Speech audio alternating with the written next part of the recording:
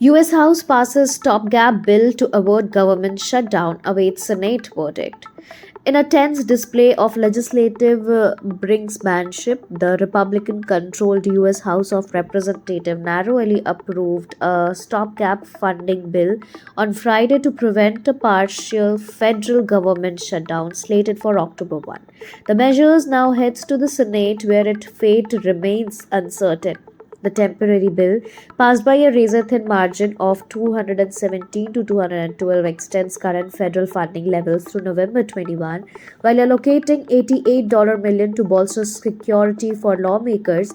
The executive branch and the Supreme Court amid heightened concerns over political violence following the recent assassination of conservative activist Charlie Kirk. Republican leaders defended the package, emphasizing that it avoids controversial policy riders in a bid to attract bipartisan backing. However, Senate passage remains dependent on the support of at least 7 Democrats, given the chamber's 53 strong Republican majority.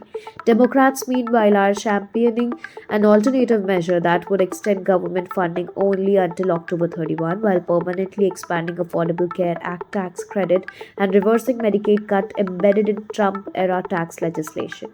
The debate underscores the partisan rift over fiscal priorities, even as the annual appropriation process affects only a fraction of the sprawling $7 trillion federal budget, much of which is locked into mandatory spending programs like Social Security, Medicare, and servicing the nation's $37.5 trillion debt.